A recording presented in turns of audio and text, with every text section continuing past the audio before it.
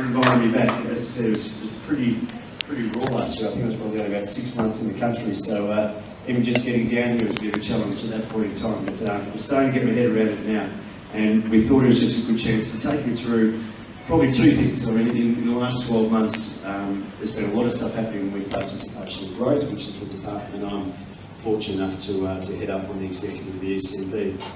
But one of the other big ticket items that's kind of been wrestled with over the 18 months that I've been here is the role of T20 cricket, and how this great format of the game that, you know, from a professional standpoint was first introduced in this country can best deliver the growth ambitions we've got for the game. So what I thought I'd do today was share with you a number of the slides that were given to Rod and the other 41 members of the ECB for the decision that they made with regard to domestic T20 and what it might look like. So that afternoon, around about 3 or 4 weeks ago I think it was, went for about 3 hours, so I'm not going to take you through the whole thing, but I think I'll just pull out some of the main slides and give you the opportunity to at least get the context to kind of less games per team. And then the competition 2, which is the new competition for a 6-week window, 36 games over 38 days with 8 brand new teams, kicking off in July and then going throughout August, would be what was to be explored further by the executive, but also a number of people across English cricket with regard to how that could work. And underneath that was the Royal London One-Day Competition, reliance on bilateral cricket and international cricket and the success of Test match cricket, and the crowds we still get coming to watch that format of the game is very unique by world kind of standards. And what we're seeing now, even in the series that's happening with West Indies, where there's less than 500 people at a game, kind of gives us a bit of a sense as to we really need to take control of our own cricket. And we're seeing that being done in other countries with regard to domestic cricket.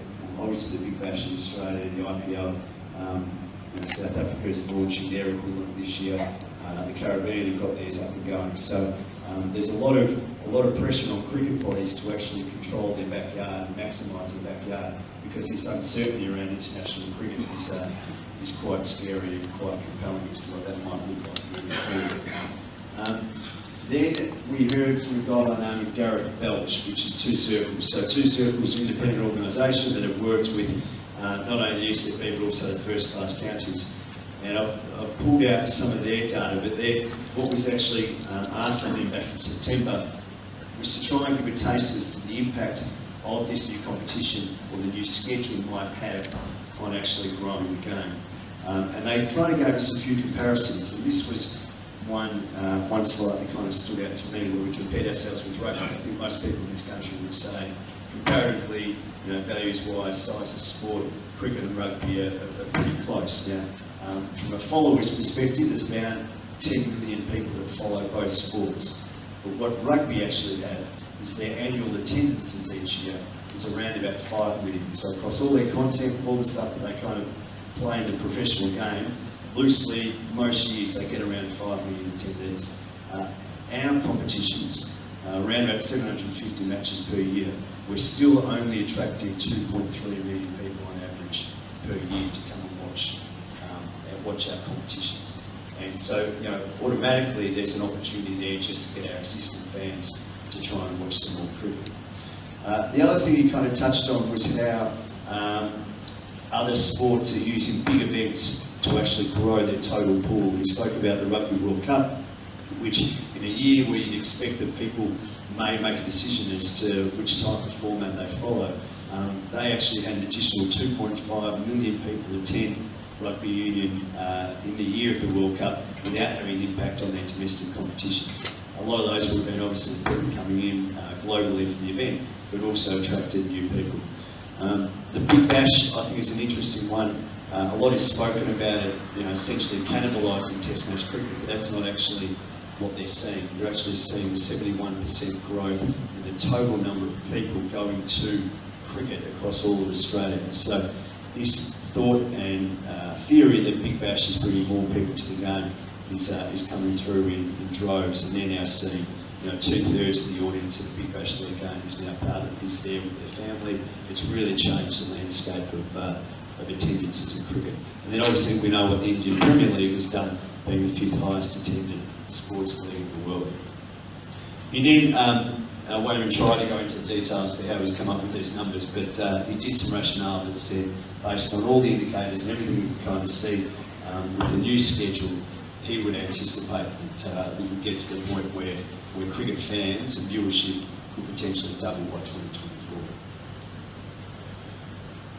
On the back of that, and I think this is probably the interesting one where most people might start to get their head around how the different formats are going to be played. So the head of marketing at the ECB got up and spoke about a raft of consumer insights that have been done over the last year or so to really see how our competitions are actually working. And what we've seen is that our existing competitions in the more traditional formats, whether it's a county championship or the Investec Test Series or the Royal London, is really just engaging our existing fans. And I think that that kind of cartoon representation of the audience we get to a traditional county game or to a test match really gives us a taste of the type of people who are going to test match cricket and county cricket.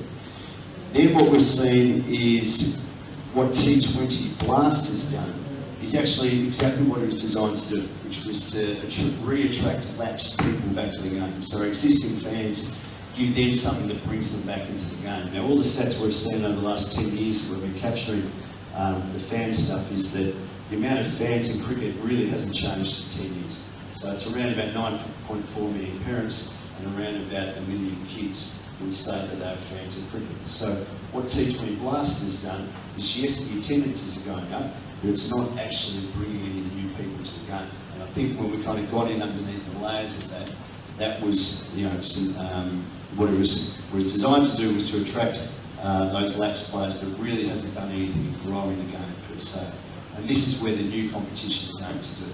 It's not, unapologetically, it's not for the people in this room. And what you'll see with regard to the slides and the presentation we're taking through about what it's going to look like, this is about cricket like you've never seen it before, and hopefully attracting a whole new raft of people to the game. And it's kind of summed up in this slide. I'm not going to go into a whole lot of detail here, but it just kind of talks about, county cricket is going to be about retaining for the cricket purists. Royal London, as I said, is going to run concurrently with the new competition, and that's about providing opportunities for the stars for tomorrow to be able to go and play. So as these 96 odd players that are involved in the new competition go and play in this new competition, obviously it's going to provide opportunity for younger kids to come and play county cricket and play against some seasoned, hardened professionals. And we think, Andrew Strauss did a session on this where he believes it's going to be great to see some of these kids get a taste of some hardline first-class cricket. T20 Blast, as we spoke about, is about retaining existing engagement lapse, and then the new competition is about new people. And what we've kind of seen is that, I touched on the 10.4 million fans. There's 22 million people in this country that say they are sports fans. So that opportunity alone of people who say they're sports fans provides us, if we can get something that interests them, an opportunity to actually really significantly grow the game. And that's what the new competition is going to be aimed at. It was then put in the context of the kids strategy, which is at its core, the new competition will be about engaging kids. And the reason why this has become important, and the participation side of it, is we essentially know that if a child hasn't picked up a bat and ball by the time they leave primary school, we've very little chance to have them go on and be a fan or a player of cricket. And the reality is, at the moment, for those of you, I think I may have shared these stats last year, but if you haven't heard it, if kids are that important, if they don't pick up a bat and ball by the time they leave school, we're at risk, because what we're seeing, the surveys we've done all up and down the country, is that less than 2% of kids say cricket is their favourite sport, and then when asked to name up to 10 sports, 3 out of 5 didn't even have cricket in their top 10, and a third of those kids didn't even finish the list. They'll name a dog walking, they'll name some random stuff to try and get it up to 10. So the relevance of the game amongst kids is a big issue. You'll see some of the plans to address that. I'm going to show you this video quickly, which I think highlights exactly that situation we face right now.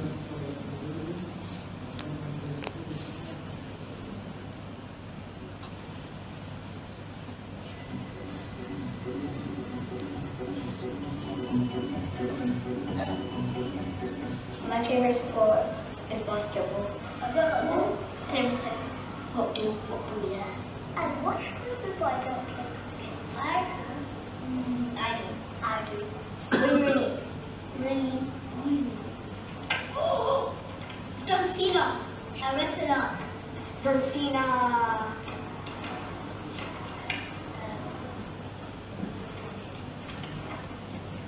A referee. He's a footballer. No, he's not a footballer. He was a waitress.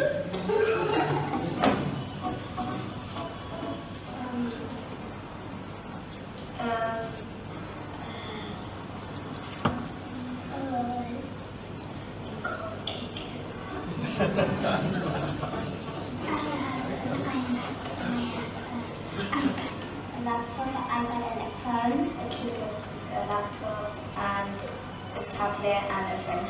I'm like that. My iPad is dead. I use my phone to talk to my family, friends that go on YouTube. Sometimes read books on it, and sometimes I watch movies on it. I basically look at videos, But I just watch and just play games.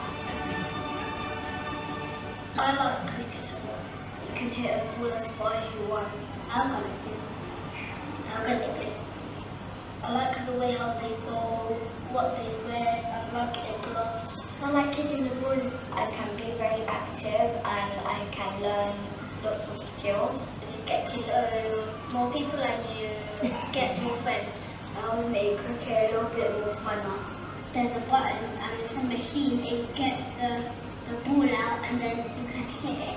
It would be more fun if it was easier for kids to understand.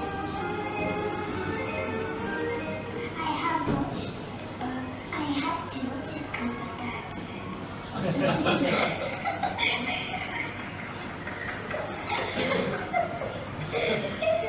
Funny man. Bold. Just a cheap shot for Strauss at the end. But I mean, that for me was kind of astonishing. We literally just turned up to a school to play on a camera and capture that footage, and it couldn't have reinforced those stats that we were seeing any starker. And I think there's really a few things coming into play here. We saw 12 months ago some insights that said that the average child in this country spends less time outdoors active than the average prison inmate in this country. So we're getting a sense in that contrast alone as to the impact that computers and screens are having on kids on getting them active and getting them out there amongst it. We know that Sport England invests in over 100 different sports or activities aimed at young people. So, you know, when most of us were growing up, whether it was down under for me or here, it was kind of a cricket bat or a football, and that was essentially the only choice we really had, and we just went out and got it. And so it's never been more competitive to kind of capture the hearts and minds of kids than what it is right now. And for us as a sport, that means that every interaction we have with kids has to be the best experience it can possibly be. Whether it's in the classroom, in the schools, whether it's at our clubs, or whether it's out here at the elite end of the game. That opportunity to capture their hearts and minds is a vital sliding door moment for the future relevance of the game. So just some of the things that we're trying to do to work on it and try and address this. You may have seen that we've doubled our investment in Chance to Shine. That's about putting a bat and ball into more kids' hands than ever. We're working really closely with regard to what Chance to Shine do in schools to try and get more than we convert across into clubs. We think that's a significant opportunity, and 500,000 kids from next year will offer the Chance to Shine program. So we're hoping that'll get us started. You would have heard a lot about All Stars Cricket, which is rolled out this summer. We're now a couple of weeks off kick-off, and we're up around 23,000 kids that are registered in that program. Just shy of 2,000 clubs running All Stars Cricket this year, and I think it's the impact of that has been quite significant. We're averaging about 1,100 registrations per day at the moment, so I think we're going to end up with around about 40,000 kids in that program. For context, that doubles what tennis have done, and they're in their second year of the program, their program. So we think that's going to be, a really strong opportunity for us. And what All Stars Cricket is going to be is the first of a 4-stage, what we're calling an age and stage progression in cricket in clubs. So you'll kind of see here I'm not going to go into whole detail because you'll hear a lot more about this as we go, but it's going to start off with the All-Stars cricket program, which is the skills of the game in isolation, and they're going to move into kind of pairs cricket, still a softball, kind of teams of 8, and then when the child's ready to kind of put bats on and wants to play more traditional formats of the game, that'll be in a kind of short pitch environment, and then the more traditional pitch cricket. So you'll hear a lot more about that as we kind of go.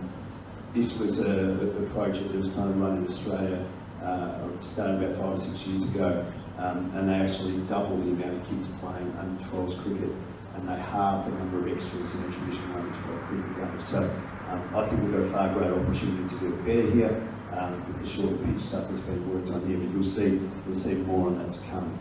And then the final bit is this connection to the elite. And when I was kind of giving this presentation to the chairman on that day, it was hundreds of people across English cricket have been working on the first 2 phases of this strategy, this kids strategy, over the last 12 months. And what we wanted was the final piece of the puzzle, the bit that created the inspiration, that got kids excited, that got them involved in the game. And we're seeing that at the international level, 10,000 kids from all stars this summer will get a chance to meet the stars of England cricket. You'll see the opportunity out here over the summer, over the international games here. But to have a compelling competition that runs for 6 weeks aimed specifically at kids is the objective of the new program.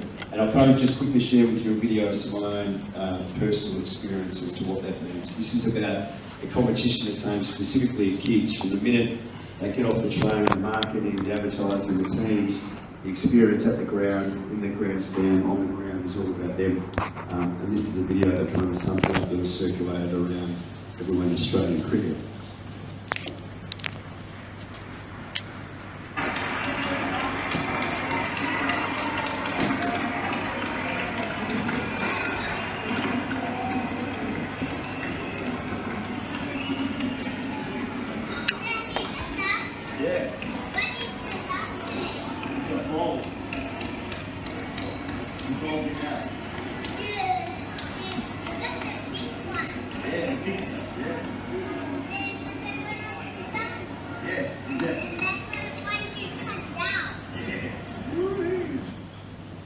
So that's actually my son at a Big Bash League game. To give you the kind of backstory, he went to a Australia-New Zealand game only about 2 months before that, and David Warner and Finch were going crazy. They were going with 7 and over, essentially a T20 game. And he got about 45 minutes into it, a month or so later, he went to a Big Bash League game, and for 2.5 hours he clapped and screamed. He had no idea what he was kind of doing. It was as if they'd fed him up with raspberry corn into it within an inch of his life, but he just had the most amazing experience. It was aimed specifically about him, and as you kind of see the activation coming together, the fireworks going off, the stumps, the way they ask the questions about what's happening and start to move again. From that point he became an adamant cricket fan, and I think that's the kind of story of what Big Bash League is about, what this new competition is going to be about. It's going to be aimed specifically at them and everything about them. I'm going to share with you a couple of slides now as to what that actually looks like. So, on the day we took the chairman through a few different things here, and then we'll kind of pause for some questions at that point. But a big part of this is obviously going to be the broadcast, and a lot of discussions are being had now with regard to what does the accessibility of cricket look like from 20 to 2024. I've been fortunate enough to be part of those conversations, and the message couldn't be any stronger that we want to get the best balance of reach and revenue. And these are the organisations we're talking to, and our objective is really clear. At the end of this, we want to try and get as much content as we can out from behind the paywall, while still ensuring the revenue that comes into the game that allows us to do so many things that are currently being done is there. So I think you'll see in the next 6 weeks or so when we announce the outcome of the broadcast deal, that from 2020 to 2024, the legendary days of 2005 and prior, the accessibility of cricket will be a lot more relevant, which is really exciting. We're seeing it already with regard to the BBC clips and the ECB clips, and you'll see a lot more of that as we move forward. How it all falls into place, we'll find out over the next few weeks, but I think we've been really clear and strong on that with the broadcasters. The competition itself, who our broadcast partners are, the challenge about inspiring kids and the role that they'll play. what we're already seeing is a whole raft of brands that have never had any interest in getting involved in cricket. So Pepsi, Warner Brothers, Kellogg's, Lego are all talking to us, and what you'll see with this new T20 competition is going to be linked to stuff like this. The launch of the new Lego movie will be linked to cricket. There will be a whole raft of things as to how this kind of comes together. The event activation and the quality of the experience for kids over that 38-grand window will be the investment required to really inspire and capture their attention. This type of experience is what it'll end up looking like. The superstars of the game all coming together in this small window. Best v best is the ambition, is to get them all here for a small window. There's going to be a draft, so coming out of the T20 Blast, the sides will be able to draft their players, all the excitement that comes with that. 3 international players per team, and then the rest made up of local talent. I'll just quickly flick through some slides and then give you the chance to ask some questions as to what it will look like. But the final bit I think I'll show, there's a bit of marketing stuff done on the day as to how to differentiate the different products. And the example that was given was these 3 brands were all essentially vehicles that take you from one spot to the other. They've got 4 wheels, they're made out of Germany, but you've got a very different opinion of each of these. And that's how T20 cricket is going to be differentiated from the other. And the final bit will be this video. So we can't show you what the team's going to be about. We can't tell you what they'll be, but we'll give you a sense as to what the new competition will look like and the brand will look like in this video here. And then we'll kind of pause and give you a chance to ask questions.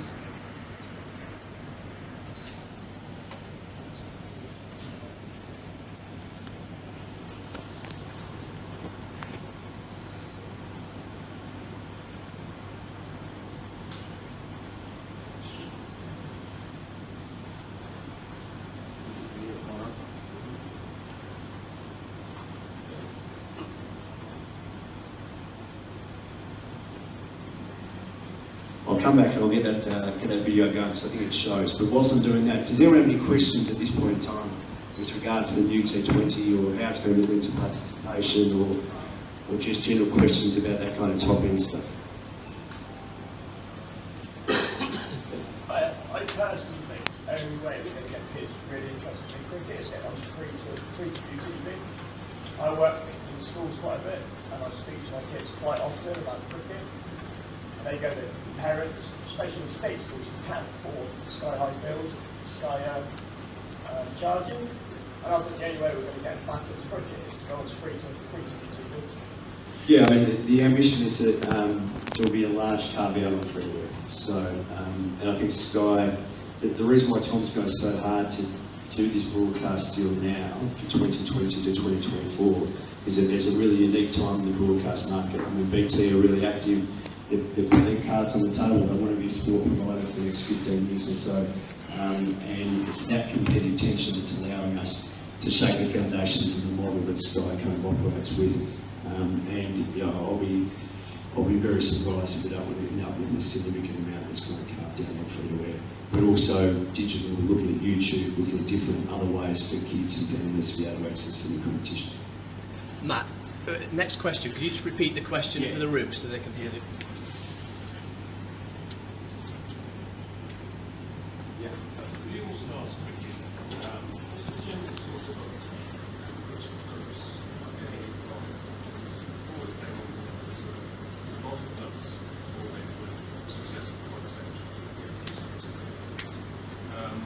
And I'm just wondering whether that can actually be used to start from scratch, probably where the growth is, what the potential, and the existing menu I'll actually do it. There is a confidence in what he's winning with new stars, and just wondering what sort of how it progressed. I'll try and summarise that question, so and tell me if I'm off track or not. What type of clubs are running All-Stars cricket and how is that working with regard to some clubs that are running some fantastic programs currently for 5, 6, 7, 8-year-old kids? I think when that pathway slide there that had the 4 different stages. The insight that we've got from Chance to Shine is that 75% of kids think they don't play club cricket because they don't think they've got skills to play the game. And that's because the vast majority of kids think that when you turn up to a club for the first time, they're going to put pads on you and a helmet on you and someone's going to throw a really hard ball at you. Now, those within cricket know that that's not the case in a large number of clubs across the country. But new families and new parents don't necessarily see that way. So what All Stars Cricket has done, firstly, is to be able to disrupt the market, get people thinking about cricket, looking and feeling differently. So, you know, the colour clothing, all those kind of elements are there.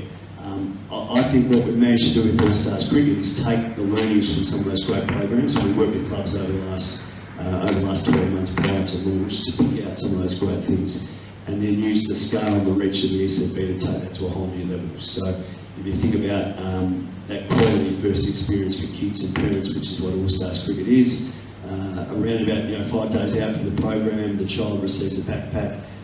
That backpack's got their personalised, their name on the shirt right next to the England logo. As you'll see on that kind of picture, they get a bat, they get a ball, they get a cap, they get a water bottle. They also get a video from Joe Root saying, "Welcome to All Stars Cricket, the first step on your pathway." The parents also get a video saying, "Welcome to All Stars Cricket, welcome to cricket. We think cricket can give you back some time with your kids that we know you're all busy, but we think cricket is really uniquely placed to do that. And here are the games that your child's going to be playing for next week. So if you want to start playing those in the backyard, you can go and do that now and get that started." When the kids turn up at the centre, it's going to be at the club. It's going to be all branded. All the colours are going to be there. The equipment has got big balls, small balls, large bats, small bats, jump ropes, sandbags, a whole raft of different things. So it's genuinely cricket like they've never seen it. And every week they'll learn their batting stripes, their bowling stripes, their fielding stripes, their spirit of cricket stripes as they go through this program. They'll also get the opportunity, they get the videos from the players every week saying congratulations on earning the stripes and making their way through it. And the invitation is to parents to get involved as well, and that mass communication kind of comes. And then they get the chance to come out and meet the stars of English cricket. So 10,000 kids will get the chance to shake their hands with the heroes this summer alone, and that'll grow. So when you kind of compare that to even my own son's experience at Wimbledon, which is one of the best programs in the country, this has enabled that to take to a whole new level altogether. And I think it's that outstanding first experience is what we're trying to achieve with the kids. All the games are designed by Andrew Strauss and his team. There's 40 of those different games to develop the skills that the kids need to go on and play the game. So it's about attracting new kids, but then also giving them the skills to go on and play more traditional formats of the game. And I think you'll see hopefully that come through in both new kids, but also the skills of the existing kids. If I wasn't involved or interested in cricket, I'm not sure I would have seen much in the way of promotion by the new programme. What is the strategy and what is happening? Best way to answer it, respectfully, you probably wouldn't have. What we've done is we've been really targeted with regard to who we market this program to. So everything from school-based programs, so over 2,500 schools have received an assembly visit from each of the county cricket boards staff to promote the kind of program. Then we've done a whole level of sophistication with all the social media channels to actually target mums and looking for kids programs. And I'll give you the other side of the coin, and that's free labour. I've kind of rolled out a few times. That's my son on that card. He pops up everywhere now on her feed. She's on Facebook when she's on, quick info, which is kind of quite, so the smarts behind how they're targeted have been quite significant. And we've now got over 120,000 unique hits on the website over the last 4 weeks since we kind of launched that. So I think the marketing's working reasonably well. I think next year we'll have a TV campaign to support it once we've got all the images of everything this summer, and I think that'll go to a whole new level again. But that word of mouth is the most important part, and this week we're going to launch a message out to the existing 23,000 to bring a friend first week for free and trial it, and we think that'll get up and going again.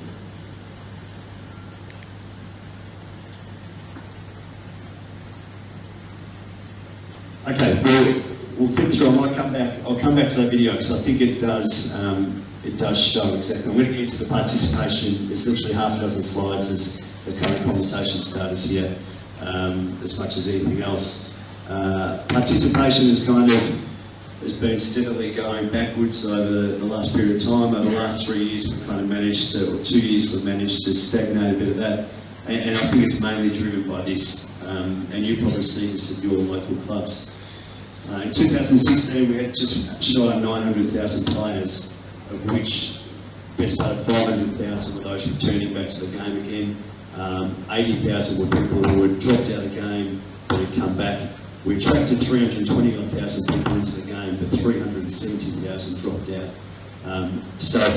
And that's probably showed up here. In our core players, so the ones traditionally that you would say cricketers playing week in, week out, around about one of each of your team players will drop out each year. I think most of us will probably see that locally. It's the occasional ones that play 3 or 4 games a year or 3 to 11 weeks, of which 1 in 3 are dropping out. And it's those that come in and fill in, of which 70%, best part of 70% are dropping out once. So we're doing enough to get them in, and when we're short on numbers, we're enough, people that we can ring up to come over here. The problem is when they get there, something's stopping them from coming back again. And what we're going to work on is the different formats of the game to be able to keep them in. You're going to see a lot more of that. This is just a list of kind of stuff that's been done over the last 12 months with regard to participation. Launched All Stars Cricket, as we touched on. Cricket Fest is something I'll share with you in a moment. The new club development framework. I think most of you have seen Get the Game On. We're going to do a complete competitions review. That's part of providing the opportunity for any child in this country to be able to be part of our talent pathways. ACOs come in, if umpires and officiating, growing under 19, T20 club competitions, a raft of kind of different things that are happening there. So if you've got any specific questions on those, we're quite happy to kind of ask or answer those now, just with regard to anything you've kind of seen this summer that's come through that you may have any questions about if you like the group. But that's the end of the kind of presentation side of things today. So any questions around participation, what's in there? My club takes part in the under-19, which I think is a great initiative. Typically, you lose children more around the under-14, under-15 age, for a whole variety of sort of reasons. So therefore, are you thinking of doing anything around that age group? Because if you've lost children in that age group, they're not going to get to the under-19 because you've lost them already. So for us, the club, and I expect lots of others, that is quite a critical age group that if you can keep them, you will keep them in adult cricket. Yeah, I think as you touched on, there's a raft of reasons why kids drop out at that age group, and what our strategy has kind of been up until now has been do everything we can to beg, borrow and steal to keep kids in the game. And now the 19, I think, has done a great job there. I think what we're seeing with All Stars Cricket and this focus on the younger kids is at the age where kids are looking at different active lifestyles, different types of things. That's when our best chance is to bring them in, and we're going to try and build the pyramid from the bottom there. And then our next phase will be, okay, what are we doing to address the drop-off points as they go through? So we look primarily at 17, 18 and 19-year-old kids, and that's where T20 under 19s has been a fantastic result. The next one will be that next kind of stage now. But the ambition now is just to grow, hopefully, a tidal wave of kids coming through. And instead of it being a pyramid, we'll try and bring it up as a kind of rectangle and try and keep as many of those kids as we possibly can. What sort of influence has the ECB got to ensure that leagues, Premier Leagues and other leagues carry on the day-to-day running of the leagues to make sure that players do increase? Did you hear that down there? What influences the ECB got with Premier Leagues to ensure that they're playing their role? I mean, the Premier Leagues were launched, you guys probably know the history, how long was it, a dozen or so years ago? When did the Premier League start? 17 years ago. So, and to be honest, I've kind of asked a number of questions as to has their role been reviewed? Has anyone kind of had a really good closeness to where's the role of the Premier Leagues? And I don't think we've really got into the detail. And, the big debate we used to have in Australia with regard to Premier Leagues, and I think we actually copied that off the sentiment of what was happening here, was are they the bottom of the top or the top of the bottom? Are they the top of the community game, and they've got a role to play in inspiring the community game and everything in that context, or are they genuinely at the bottom end of the pathway and have a role to play in creating outstanding cricketers, or do they kind of sit in between? And I think that'll be the review that we're going to do over the next 12 months, is to really see what is the role of the Premier Leagues and will that continue. We're having discussions with all stakeholders in the game now as to the role they play. Rod would know obviously what's happening over the last kind of 18 months, and the county cricket boards would know with new money coming to the game, the ECB is quite happy to invest, but it'll only invest in groups that are actually delivering the strategy. And so we're having really honest conversations with first-class counties, with minor counties, with county cricket boards, with Premier Leagues, with everyone to say, okay, we need to make sure you will invest if you've got a role to play, because there's a lot of wastage happening across cricket, and the Premier Leagues will be one of those focused to say, what is your role in cricket? And I think we'll define that a lot better in the next 12 months.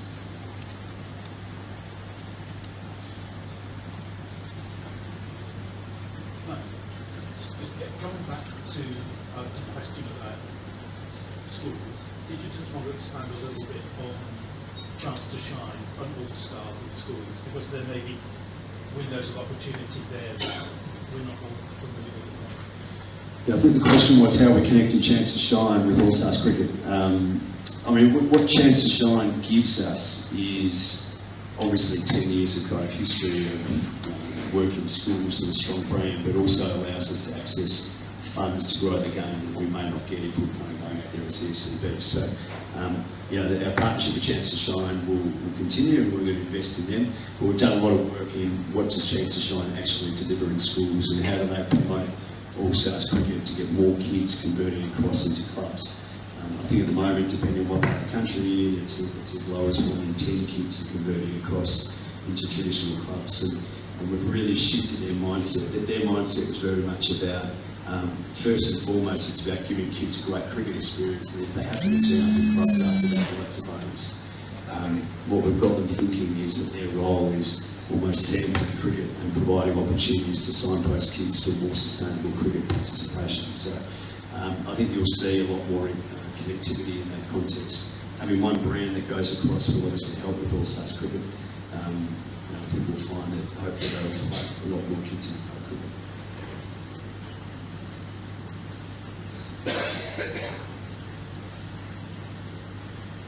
I'm going to have one last crack at getting this video going.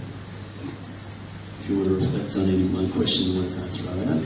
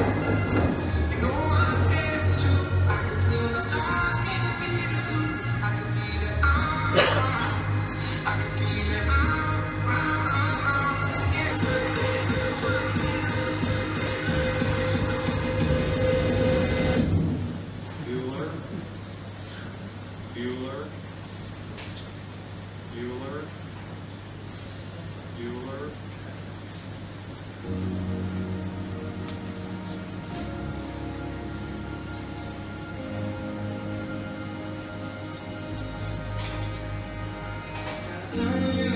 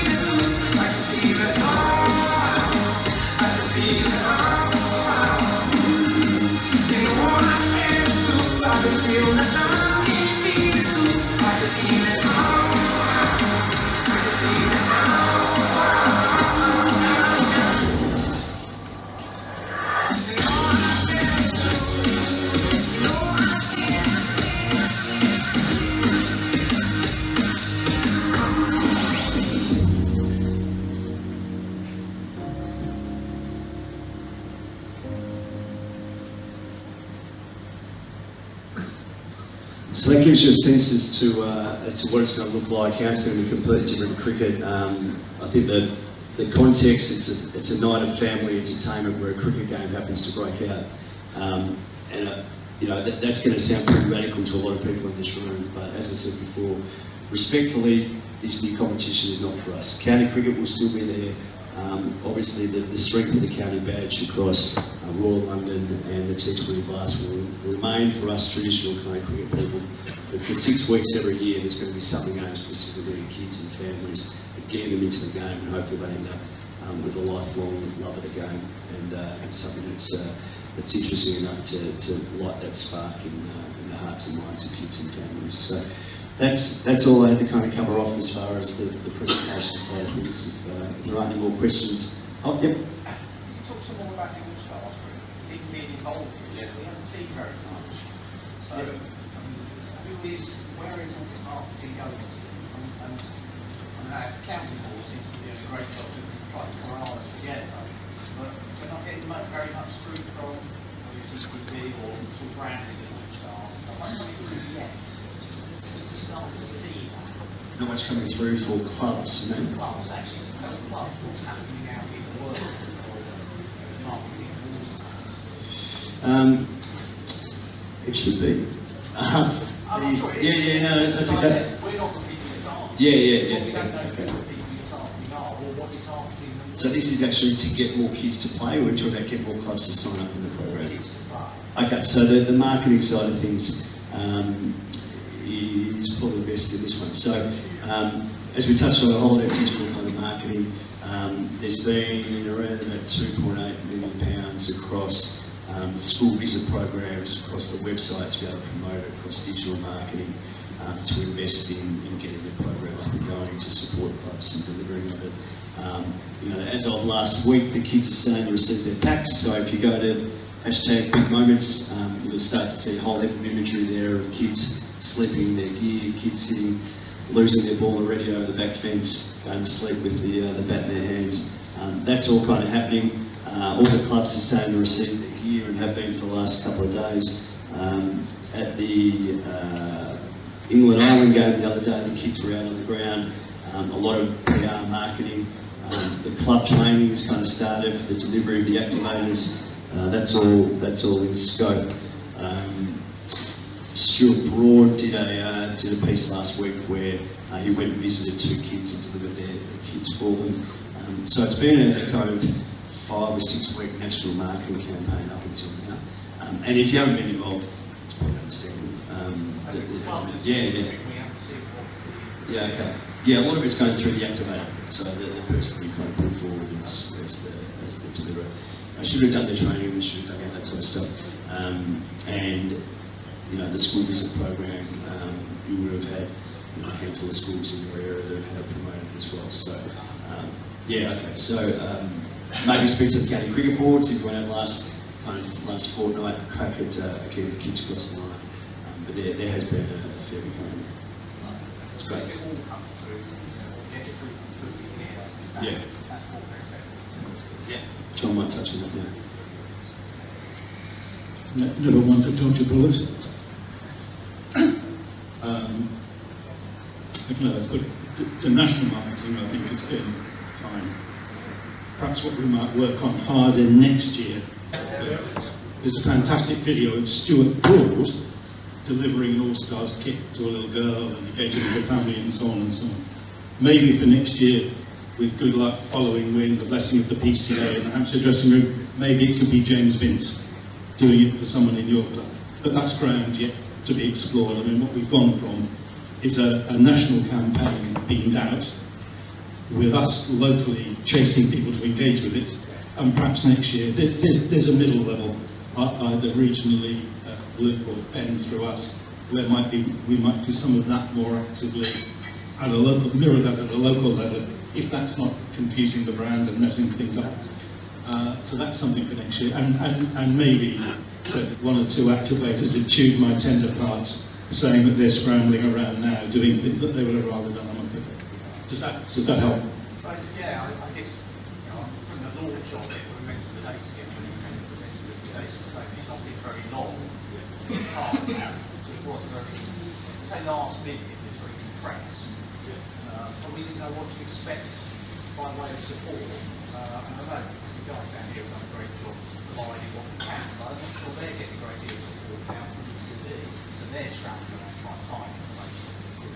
I think the issue we've got, one that will take away for next year is how do we make more local what has been a very, very good national campaign. I think the national materials are excellent, but it's perhaps making the Stuart Brawl experience something more relevant. Lesson taken. Ben just wants to come and tell us what are our numbers up to today, of course. Well, as of yesterday, we were up to just over 850, I think, something around that. So on average, across the 50 odd centres that we've got, it's about 17 per centre. So I think overall, we're actually doing a pretty good job. I think, yeah, we take the points. I think the biggest issue was the fact that everything is condensed, and therefore I think those proactive clubs that wanted to do a lot of work themselves, actually, you know, normally you would do that a lot earlier, but given it's a brand new programme, I think it's just squeezed that time that we work. Normally we would work to longer lead-in times as clubs, as centres, as opposed to boards, and I think that's just provided a bit of a challenge that I think collectively we've actually stood up to and actually up till now anyway, and making it successful. But certainly some learning points for next year, I'd say. And the question about which clubs, there are 52 centres, and it's a whole range of clubs. Some of the very big clubs that have got 4 or 5 teams and 4 or 5 cogs teams, but there are 1 or 2 very small clubs, and I think then one club is recreating itself for all stars, which is, you know, really good news.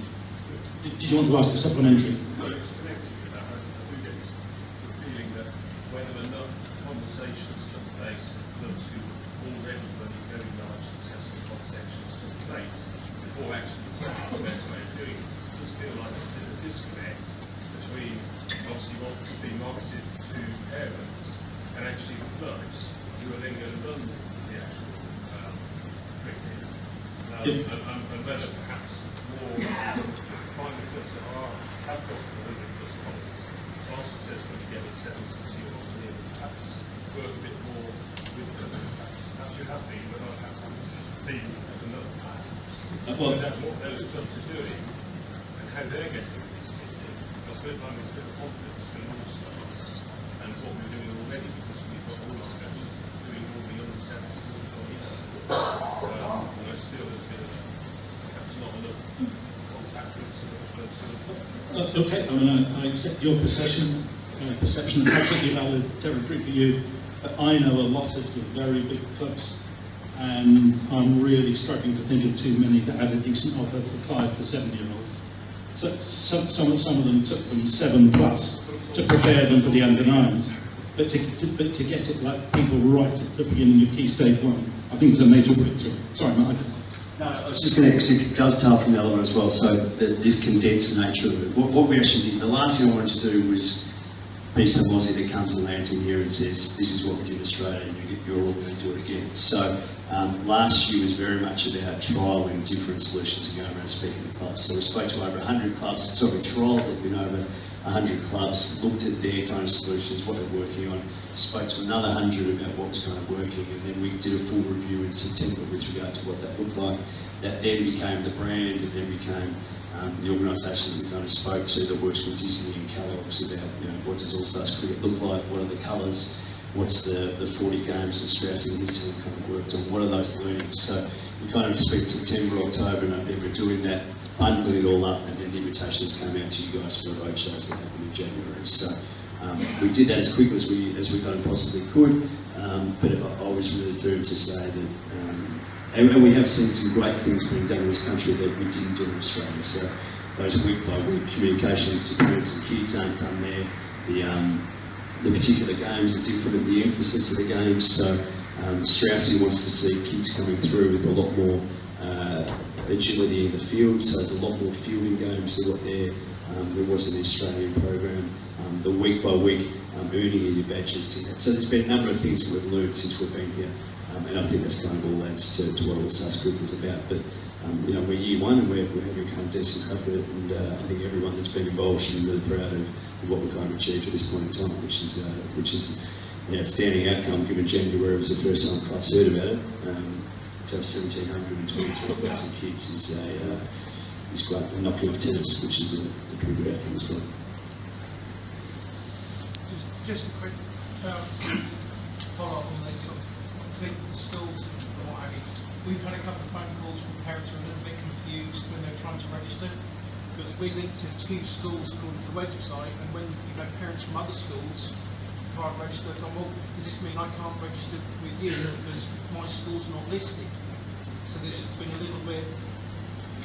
Yeah, I'm not sure how to link to the school. The question was linking to the school. What a parent does is they put their postcode in and they should get a list of all the clubs within their area, regardless of what school they go to. But what you might be seeing might be the micro-marketing that's happening at a specific school to say, here's our closest centre, and the reverse. When they register, they have to say which school their child attends, and because they've already said, I want to go to this club, and so they've only given the list of the clubs that have been designated, but when they're not from those schools, they sort of like, well, can I still bring my child to yours bit, or I've got... No, that's a good point. Okay, I'll have a look at that. So I think that's important. You're not getting confused. It's mainly just to get a sense as to what marketing campaigns have actually worked in converting kids across as far as possible.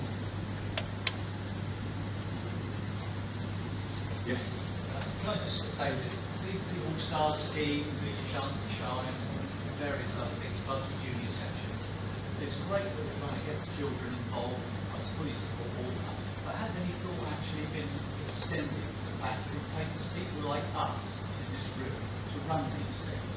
And where do they come from when we've had enough or got retired or whatever? You know, it's the same people in our clubs that are doing, my club that's doing all-star cricket, that runs our under 17s team, is our club secretary and so on. Yeah. So I suppose the question is there any thought being given to how we also attract adults to help us run these lovely schemes? The question relates to, this is all good to get kids coming in, but it potentially just gives more of a burden for the people that are already doing full-time jobs in clubs in addition to their full-time jobs at the... I'm really aware of this. I mean, I'm a 30-year cricket volunteer, tragic myself as a juvenile league, and so when we came into All Stars Cricket, one of the core objectives was not just attracting a generation of kids in the clubs, it was about attracting a generation of parents as well to play those roles. So if you have registered your child for the program, you'll see there's a question that says, what role do you want to play in All Stars Cricket? And what has blown me away, and I think, forget the 23,000, forget all the stuff that's been, 90,000 website hits. 60% of parents of kids that register the program have said, I will play an active role each week in the club in this program. Now so your activator now has a list of 60%, so you've got 30 kids in your club, that's a list of 20 names of parents that we've pressured them into to say you want to get involved and you want to be a part of it. So I think and that's all the touch of your keypads and the site that the activator's going to. So I'm actually blown away by that as a number, because I think that is what's going to be the legacy of All Stars Cricket, is this message of cricket giving you time back with your kids.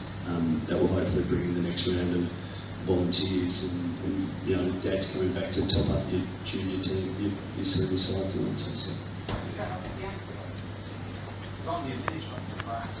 Yeah, I'm pretty sure it goes directly through the CRM system for the activators. So ask them the question. Is there a plan for the potential capture of new people and retention through the secondary school lectures as well, once they develop to All Stars? Yeah, the question was about secondary schools. We had a bit of a kick in the guts this week with secondary schools. Sport England decided they're not going to invest in cricket in secondary schools. So, in my mind, I think secondary schools is an outstanding opportunity to provide, especially young girls, an opportunity to continue playing cricket. So I'm going to have to go back to the board and say, right, what are we going to do about that for our secondary school strategy? With limited funds, I'm kind of making a call, and following on to the question earlier, that 5 to 12-year-olds is the primary schools where kids are making a choice in different sports. That's where we're channel our focus. But we're back to kind of square one with regard to secondary schools, but I'm really keen to get some more money, especially for girls' programs to go through. The chance to shine secondary schools is now made up of 60–65% girls, so it's working in that context. So I think hopefully we'll get an outcome in that. We're not going to go back to the well and try and sort of stress at getting some money for some finger spinners to go to the UAE and get us to go down to participation. In all of this, I still see a big issue. We're aiming at getting kids involved, parents involved in short-term, short-span games, etc., etc. What happens as they develop, and the shock of discovering that traditional cricket takes a day, or at least half a day or more, rather than just 2 or 3 hours? Because that seems to me is one of the big issues still that we've got to bridge if we're going to retain. Yeah, it's a dilemma for us, because we're inspired by 6, 7-year-old kids now. We don't know what cricket will look like in 10 years' time as to what format will be the format that we're asking them to play when they represent England. What my conclusions are is that kids are pretty cluey, and when they go out there and try and play the reverse sweep for the second week in a row and go out second ball, they kind of work out hasn't got a good future to it. So what we're trying to do is provide an environment where they have fun, where they fall in love with the game, and they start experimenting with what are the ways that they can score runs.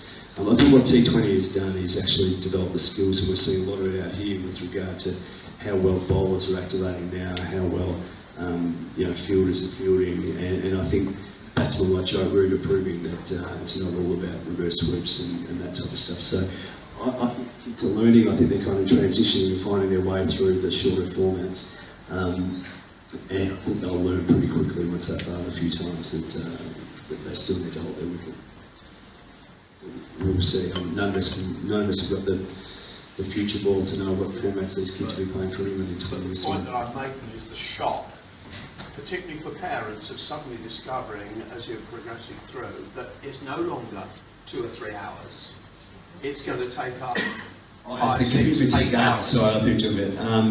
The actual time.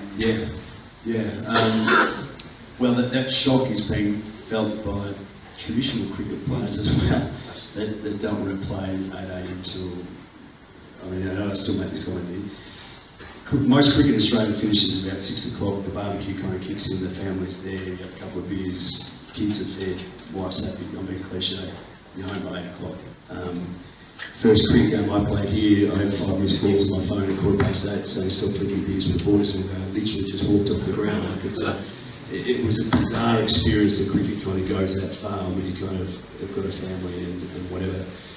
So we've done a lot of work to get the game on to try and get the formats right. And I think that's going to go down through a raft of different elements of the game. But I think that how we fast track the game is a big challenge for the sport. And every sport's kind of seen that. Golf's trying to do it now, tennis is trying to do it. That commitment, just people don't have anymore. So hopefully they fall in love with the game and they'll commit to 25, 30 overs as a kid.